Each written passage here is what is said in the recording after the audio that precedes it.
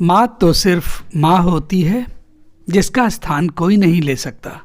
दुनिया में माँ ही एक होती है जो बिना किसी स्वार्थ के अपने बच्चों को प्यार और दुलार करती है और उनके लिए न जाने कितनी तकलीफ़ें बिना कुछ कहे सहती है। रमेश अब बड़ा हो गया था। पढ़ लिख कर अब उसकी अच्छी सी नौकरी एक शहर में भी लग गई थी। कुछ दिनों के बाद उसके माँ बाप ने उसकी शादी एक सुंदर और सुशील लड़की से करा दी जो कि वह स्वयं नौकरी करती थी। अब रमेश और उसकी पत्नी दोनों एक साथ जॉब करते हुए एक ही शहर में बस गए थे। कुछ दिनों के पश्चात रमेश के पिताजी अचानक दुनिया को छोड़कर चले जाते हैं, जिसके बाद उसकी माँ एकदम अकेली सी रह जाती है। जिसके बाद कुछ दिनों के अंदर रमेश अपनी माँ को अपने साथ रहने के लिए उसे शहर लेकर आ जाता। शहर में आकर भी रमेश की माँ खुद को एकदम अकेला, इस तरह उन्हें भी अच्छा नहीं लगता था। लेकिन एक माँ अपने बेटे की हमेशा खुशी ही चाहती है, सो धीरे धीरे वे भी शहर में रहना सीख गई थी। लेकिन रमेश और उसकी पत्नी हमेशा अपनी माँ को समझाते रहते थे कि ऐसा मत करो, ये मत करो, वो मत करो। मतलब कि वे अपने आगे माँ को गांव की एक तरह की गंवारी समझते थे, लेकिन माँ का दिल तो हमेशा से अपने बच्चों के लिए बड़ा ही होता है। सो वे उन दोनों की सभी लांछन ताने वाली बातें सुनकर भी चुपचाप हाँ में हाँ मिलाकर उनके साथ रहती थी। एक दिन की बात है, सुबह रमेश की पत्नी को ऑफिस जल्दी जाना था, सो वह सब कुछ जल्दी से तैयार करके रमेश का खाना पैक करके ऑफिस चली गई। फिर इसके बाद रमेश भी जल्दी जल्दी तैयार होकर ऑफिस निकल गया। फिर कुछ समय बाद रमेश की माँ ने देखा कि उसका बेटा तो खाने का लंच बॉक्स घर पर ही भूल गया है। तो माँ ने बिना देर करते हुए फटाफट पीछे पीछे ऑफिस पहुँच गई और पास में एक कुर्सी पर बैठ गई, क्योंकि कंपनी में बाहर के व्यक्तियों को अंदर आने के लिए मना था। सो फिर बेटे को दिक्कत ना हो इसलिए फ़ोन न करके मैसेज किया, लेकिन रमेश अपने काम में बिजी था, सो माँ के मैसेज पर उसने ध्यान ही नहीं दिया। लेकिन उसकी माँ बाहर कब से उसका इंतज़ार करती रही।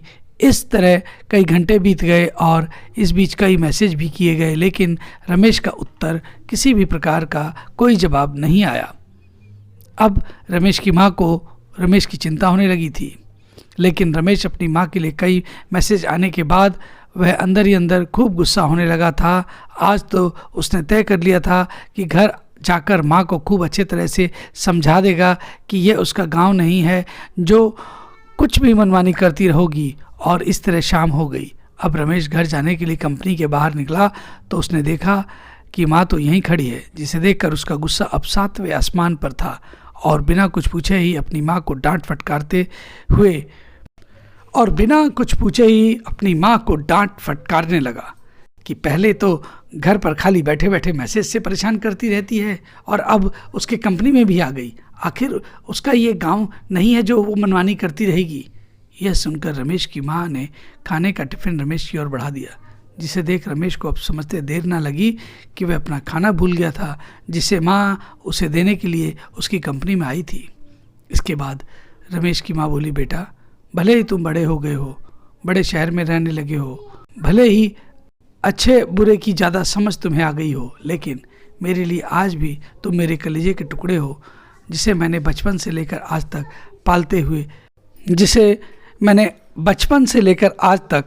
पालते हुए अनेकों कष्ट सहे। लेकिन इस आशा में मैं ये सब करती रही कि एक दिन मेरा बेटा बड़ा होकर मुझे इज़्ज़त और सम्मान से बातें करेगा। लेकिन मैं देख रही हूँ कि तुम मुझे हमेशा बेइज्जत करते रहते हो। क्या यही मेरे सेवा और तुम्हें पालने पोसने का फल है? रमेश को अब सब कुछ समझ आ चुका था।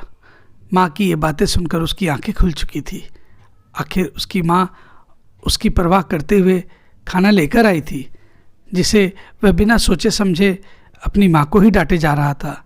अब वह अपने किए पर बहुत पछतावा कर रहा था, जिसे देख माँ ने एक बार फिर से उसे अपने गले लगा लिया और इस तरह रमेश अब आगे से खुद को माँ के लिए अपने आप को बदल चुका था। उसने कहा कि माँ, आज तक मेरे व्यवहार से अगर तुम्हें कोई चोट पहुंची हो, तुम्हारे मन को ठेस पहुंची हो, उसके लिए मुझे माफ़ कर दो और भविष्य में मैं अब कभी भी आपके साथ ऐसा बर्ताव या सलूक नहीं करूंगा। अब रमेश उसके बाद माँ की और पहले से अच्छी तरह से देखभाल करने लगा था, जिसके बाद माँ को अब शहर भी अच्छा लगने लगा था, क्योंकि अब उसका बेटा वास्तव में बेटा बन चुका था। तो दोस्तों, ये थी हमारी आज की कहानी। इस कहानी से हमें यही शिक्षा मिलती है कि एक तरफ जहाँ हम पढ़ लिख कर खुद को ज़्यादा ही समझदार समझने लगते हैं, जिससे जाने अनजाने में हम अपने माता पिता को गलत साबित करने में लग जाते हैं, लेकिन हम यह सभी भूल जाते हैं कि जिस माँ बाप ने अपने बच्चों की खुशियों के लिए अपनी खुशियों का त्याग कर दिया हो, भला वो माँ बाप अपने बच्चों का बुरा कैसे सोच सकते हैं। हर माँ बाप की यही इच्छा होती है कि उसके संतान उसकी बुढ़ापे की लाठी बने, लेकिन विकास की अंधी दौड़ में हम सब अभी अपने मूल बातों को भूलते जा रहे हैं, जो कि बहुत ही सोचनीय है। अगर हमारे माता पिता हमें पाल सकते हैं तो हम उन्हें बुढ़ापे में क्यों नहीं पाल सकते। यही तो हर माँ बाप की इच्छा होती है। तो आप सब अपने माँ बाप की उम्मीदों पर ज़रूर खरा उतरें। तो दोस्तों, ये थी हमारी आज की मार्मिक कहानी। आपको कैसी लगी कमेंट करके ज़रूर बताएं, और अगर हमारी आज की कहानी आपको पसंद आई हो तो कृपया इसे लाइक करें, अधिक से अधिक शेयर करें, और हाँ, हमारे इस चैनल को भी कृपया सब्सक्राइब करना ना भूलें। इन्हीं सब के साथ अब हम आपसे आज्ञा चाहते हैं। नमस्कार।